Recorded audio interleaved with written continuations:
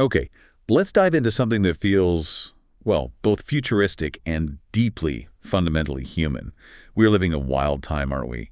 AI has gone from those glitchy, slightly terrifying attempts at creativity to producing things that are remarkably polished, sometimes even beautiful. Yeah, it's kind of stunning. It's not just happening in, abstract math problems. It's hitting the very human realms of music and writing headfirst. Exactly.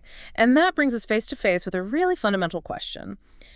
Can a machine, something without consciousness or lived experience, create something with, well, soul or true meaning? It challenges everything we thought we knew. Yeah, that's the central tension here, isn't it? It challenges everything we thought we knew about where creativity comes from, who gets credit, and what makes something authentically art.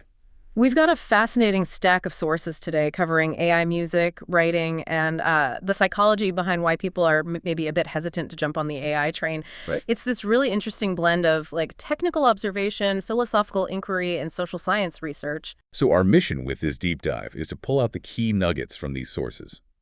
We want to see what they tell us about how AI is forcing us to redefine what we actually value in creative works. Okay. Who gets to call themselves the author or musician?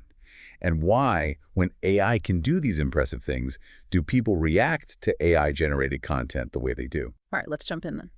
First up, music. The change has been incredibly rapid, right? Our sources note that just 10 years ago, AI songs sounded like this strange warbled sound. They're described as very realistic. Yeah. That shift is almost unbelievable. It really is, and it immediately brings up that core question we started with. Can AI music actually make us feel emotions? One of the authors shared their personal experience of feeding their own lyrics into an AI and being genuinely emotionally moved by the music it generated. Wow. That's surprising because, as the source points out, sometimes when we humans try to make emotional music manually, our own lack of skill gets in the way. Right. Intentions are one thing, execution another. They argue that intentions for soul are ineffective if you simply can't play the notes or produce the sound well. For music to have emotional impact, they say, it needs to be played well and produced well. And the sources push even further on this idea of feeling.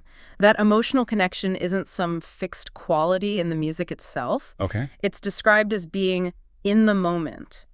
There's this concept called valence, now used as a standard metadata field in digital music. Valence, like emotional temperature. Sort of, yeah. It reflects that how a song moves you depends heavily on your context, your life circumstances, and your own emotional state at the time you're listening. Your emotional valence colors the music. Okay, so it's less about what the music is objectively and more about what's happening inside you and around you when you hear it. Precisely. Plus, there's selective attention. You might listen to a track multiple times. Initially, maybe you only focus on the music, the melody, or rhythm. Then, on a later listen, you notice the lyrics for the first time, and suddenly, boom, your emotional response changes entirely. You found a new layer to connect with. This brings us to a core problem. AI music highlights, though, attribution. If you hear a really soulful guitar solo in an AI-generated track, who's the real musician? Right. Where was their emotion coming from? Is it the programmer? The original guitarist? Whose data was used? Who? It's a paradox because our traditional idea of a human musician pouring their soul into a recording session, well, the sources point out that recording is often filled with incredible tedium. Oh yeah, take after take after take. Exactly, playing things over and over again. By the 10th take, the raw emotion might actually be gone, making it feel forced, even if the final polished recording sounds spontaneous and soulful to the listener. Right. We perceive spontaneity, but the process behind it was anything but. It's like artificial spontaneity sometimes. Compare that with the ideal of jazz improvisation, those first takes, where soul is maybe directly accessed through ability, coupled with being fully present in the moment. That feels like where the soul truly is. And that contrast leads to an intriguing idea from one source. Maybe AI music generators should offer an option for imperfectly played versions. Oh, interesting, like a human error slider. Kind of. You could do an A/B comparison and see which one feels more moving to you, which one has that elusive soul or je ne sais quoi. If the perfectly played AI version doesn't move you, but a slightly messy one does, what does that tell us? It gets back to that consciousness question, doesn't it? AI lacks consciousness, so it can't feel emotions like us. It's mimicking. Right, it's creating an illusion of feeling. But the sources also suggest that human feelings in recording can also be an illusion. maybe driven by frustration, fatigue, or just technical demands, not necessarily deep artistic emotion. In that light, maybe people would choose a perfectly emotive AI result over a partially true or messy human one. It forces us to question what we're really looking for. Moving from the emotional impact to the broader implications, AI music brings up some tricky ethical questions. Like what? Is using AI to generate music by drawing on these massive data sets of existing music, essentially poaching resources from other musicians? The sources use the analogy of needing rainforests for natural rubber. Are we depleting a creative ecosystem? That analogy really highlights the idea of relying on existing resources. Yeah. It makes you question whether we should just rely on our local, manual skills. Yeah. Generating fully produced music with AI is framed as a convenience, but the possibility of performing that music manually still exists. Is convenience always the goal? And there's an interesting anthropological analogy in the sources that relates to trust. Right. They mention natives in the African bush recognizing images on cloth or stone, but not in photographs of their own son. Really? Why? It suggests these invisible constructs or deeply ingrained trust in tradition. AI might feel inimical to trust, perceived as fake or lacking soul, even if it's emotionally moving, simply because it doesn't come through that familiar, trusted human channel. So it's not just about the output, but the source of the output, the process that makes us hesitant or makes us question its authenticity. Exactly. This is similar to the distrust some people feel towards highly polished human music created with many takes. It lacks the perceived spontaneity or raw authenticity of a live performance or a first take. On the flip side, while manually created music might have soul even with inexpensive gear, it often lacks production polish. Definitely. AI lets anyone compete on that production level, which is a huge shift. But it also risks homogeneity, doesn't it? With everything potentially sounding similar because it's all coming from the same data sets. That's the challenge. How do you stand out if everyone's drawing from the same well? Yeah. But the sources also highlight a use case for musicians using AI not to replace themselves, but for melodic or rhythmic ideas that come from their soul. Using AI as a sketch pad. Okay, like a tool for inspiration. Yeah. The Todd Rundgren anecdote about visualizing chords on a piano in Kathmandu is a great example of a manual way he captured a musical idea. Historically, capturing these fleeting ideas has always been a manual process, humming into a recorder, scribbling notes. Right, visualizing an instrument. AI is just a new way to capture that spark, maybe. It raises the challenge, though, of keeping the original soul intact when you extrapolate and develop an idea over time, regardless of the tool. How do you scale a spontaneous burst of inspiration? That's a perennial problem for any creator, I think. True. And then there's the listener side. How do you find soul in AI music? One approach suggested is reverse engineering it, playing parts against it, or simply playing along with it. Like musicians used to play along with the radio or records. Exactly. Engaging with it creatively yourself. Though the sources do note that the intrinsic quality of AI music might be lacking compared to music influenced by blues, jazz, classical traditions. Which have generations of human experience embedded in them. This touches on recording being an artifice compared to live performance, which has that wabi-sabi effect, that beauty found in imperfection, reacting to the unexpected. Yeah, the happy accidents. Think of the Stairway to Heaven solo. Emotionally moving, recorded, right? Perfect takes. Iconic. But Page's live solos were often, frankly, terrible compared to the recording. Thank you. Yet still appreciated in that different context, that live setting, perhaps under the influence of something, as one source colorfully puts it. The context changes the reception, absolutely. And listener perception itself changes over time. You might need to listen multiple times, as your initial reaction, that valence thing, can shift based on future context or cynicism towards AI. Like reactions to minimalism in art decades ago. Yeah, exactly. Yeah. And let's be real, some people, like those who dislike modern art or computers, may simply never embrace it, regardless of how good it gets. It suggested that the recognition of soul might be a reaction to inputs, even from yourself during improvisation, not purely an internal feeling you're pouring out. It's more of a dynamic interaction. Interesting. And AI music offers a unique opportunity, perhaps, to revisit old musical loves and feel like you created them, especially by using your own lyrics. AI provides that finished product you might not have the technical skills to create manually. This is massive. AI music contests are now letting people with no musical training create emotionally moving music and become stars. Right. This directly challenges the notion that music requires a human player who spent years practicing an instrument. It really does. It puts the onus on humans to create equivalent or better experiences or figure out how to integrate AI into their process in a way that adds unique value. The idea that a collective sense of what is moving exists is highlighted by that anecdote about playing an Esperanto AI song for a friend. Oh yeah, the mother liked it. Whose non-technically involved mother liked it. She was simply moved by the music itself, unconcerned with its AI origin. That cuts through the intellectual debate, doesn't it? It does. Sometimes the gut reaction is just there. AI is absolutely a disruptive technology in music. It's breaking things apart, leading to litigation between conglomerates and startups over data use. Big legal battles. Requiring expensive forensic analysis to figure out who influenced what for attribution purposes. A weird new business opportunity, actually. Right. Who knew AI music forensics would be a job title? A new business model will emerge, but it will take years to resolve. And the AI will keep evolving, with interesting uses appearing on the edges, away from the mainstream, pushing boundaries we haven't even thought of yet. Finally, the polished nature of AI music connects back to consumer preference for polished goods in general, like, packaged produce over blemished organic soul food. That's a good comparison. The sources suggest artisanal goods, or AI, are generated by artists, could become a marketing strategy that sells the idea of soul or special skill, rather than the user doing it themselves. It's selling the narrative. Okay, so we've talked about the feeling side of music, the ethical questions, the practical impacts.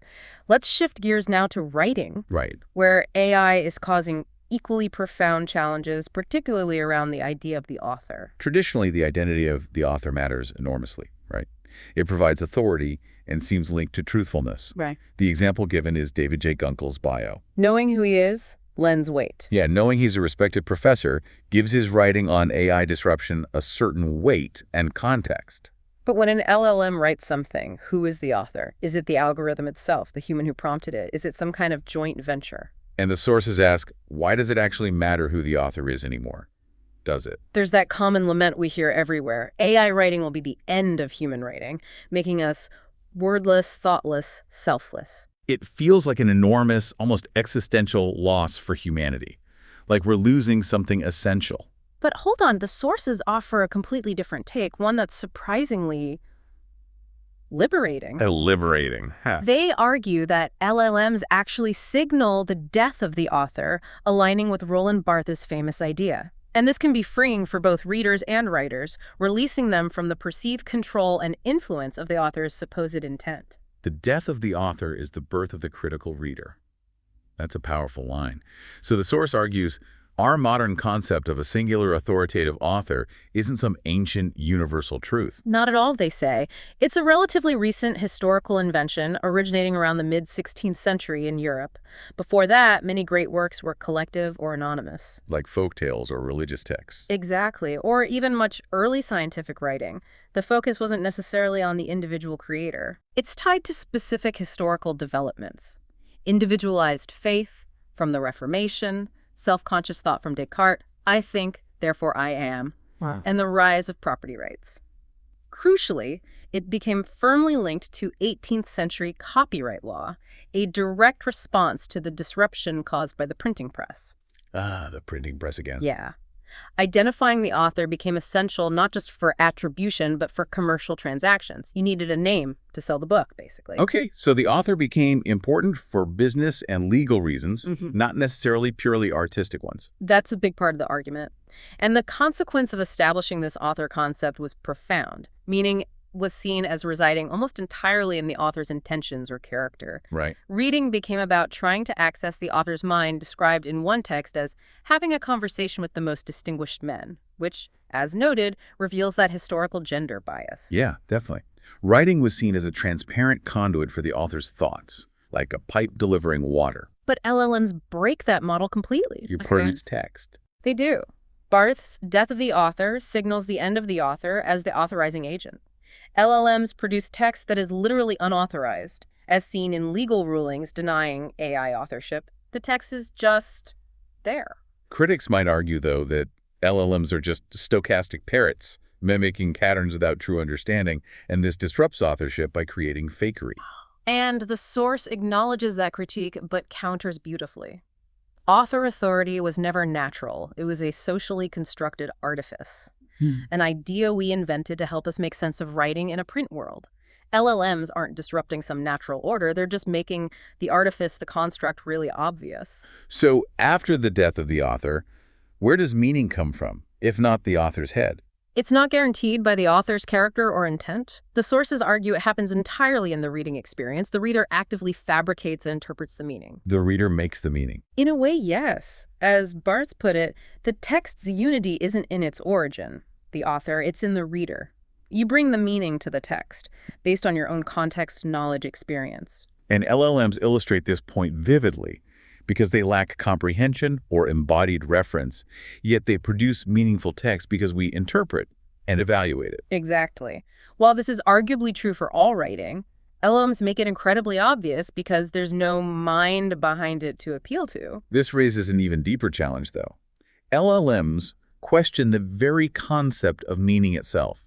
The traditional view is that words refer to things in the world, but structural linguistics argues that words refer primarily to other words. Look up a word in the dictionary. You just get more words. Derrida's idea, there is nothing outside the text, resonates here. It's words all the way down, like a recursive definition. Exactly. And LLMs are structuralist machines. They work only with text they've been trained on. It's words all the way down for them. So the criticism that they lack real-world reference isn't a failure of LLMs compared to some natural standard.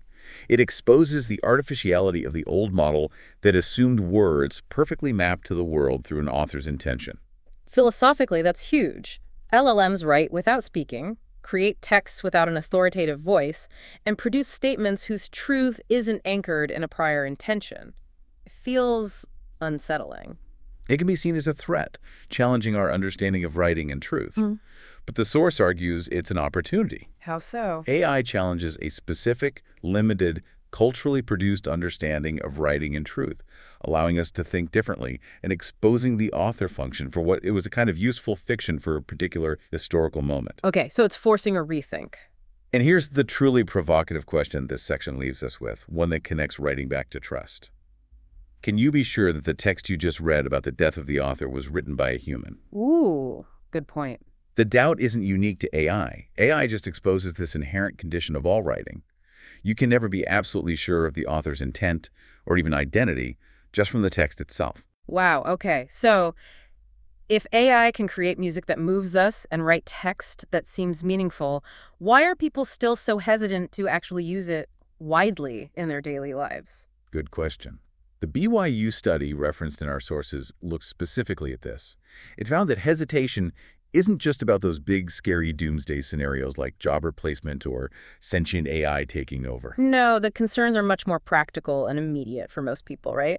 The study detailed the top 4 reasons people are hesitant to use generative AI. First, output quality. People worry it might be inaccurate or unreliable. It hallucinates, it gets things wrong. Yeah, trust in the output. Second, ethical implications. There's a concern that using it could be illegal, dishonest, or immoral in some way. Am I cheating? Am I plagiarizing? That kind of thing. Exactly. Third, risk. Is it unsafe to use? Will it expose my private data? Can I trust it with sensitive information? Big privacy concerns there. And finally, human connection. It feels artificial. You miss the back and forth, the nuances, the benefits of interacting with a human when doing certain tasks. And these concerns popped up across diverse scenarios the study presented, using AI for schoolwork, creative tasks, getting advice, crafting personal messages. Even making important life decisions.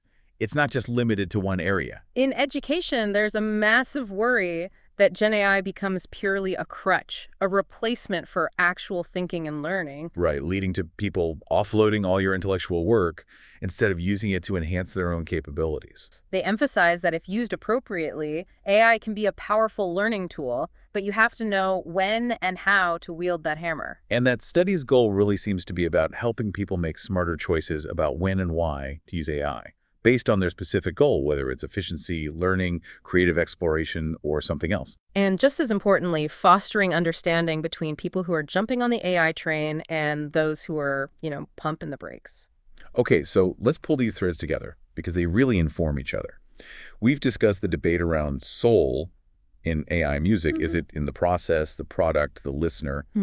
We've seen how AI writing challenges the traditional historically constructed concept of authorship and shifts focus to the reader. Right. And we've looked at the very real, practical reasons why people are hesitant to embrace AI despite its capabilities. It's clear that AI isn't just automating tasks. It's acting like a catalyst, forcing us to confront these fundamental questions about creativity itself that we perhaps hadn't fully examined before. Yeah, like, is the soul in the tool, the creator, the performance, or the listener's reaction and context? Is meaning located solely in the author's intent, or is it actively fabricated by the reader in real time? And what is authentic when a machine can achieve perfect mimicry? Big questions. A recurring theme across all these sources and topics is trust. There's distrust of AI music as fake or lacking that human spark. Distrust of a text source when authorship is blurred and you can't verify the source. And user reluctance based on a lack of trust in AI's output quality, its ethics, and its safety. Our comfort with tradition and recognizable human markers seems deeply tied to this sense of trust. We trust what we know, what feels familiar. And the economic and legal challenges we see popping up, the litigation over data, the need for forensic analysis, the slow development of new business models. These aren't just business problems. They're practical manifestations of these deeper conceptual shifts AI is causing. We're scrambling to fit a square peg into a round hole. Because AI is challenging the very definitions of creativity, ownership, and value we built our systems on. Ultimately, AI isn't simply automating things. It's exposing and challenging deeply ingrained assumptions we have about where value, authenticity, and meaning come from, and everything from a piece of music you listen to a written sentence you read. It's holding up a mirror to our own creative and communicative processes. Yeah. It's quite a ride, isn't it? AI can create these impressive things that might genuinely move us, but its very existence challenges our long-held beliefs about what gives art and writing that elusive soul. It forces us to question who deserves credit when the lines between human input and machine generation blur, and how we even begin to determine meaning and authenticity in a world where machines can mimic so convincingly. The key takeaways seem to be: AI music makes us reconsider skill versus polish, wrestle with who gets credit, and highlights the crucial role of the listener in creating emotional meaning. Right, and AI writing pushes us to see authorship as a historical construct and shifts the focus to the reader as the site of interpretation and meaning-making. And user hesitation isn't just about sci-fi fears. It's rooted in practical concerns about quality, ethics, risk, and that undeniable desire for genuine human connection. All of this begs a final question for you, the listener, to consider as you move forward. If AI is pushing us to redefine concepts like soul, authorship, and meaning in art and writing, what does that mean for how you will choose to create, consume, and find value in creative works going forward?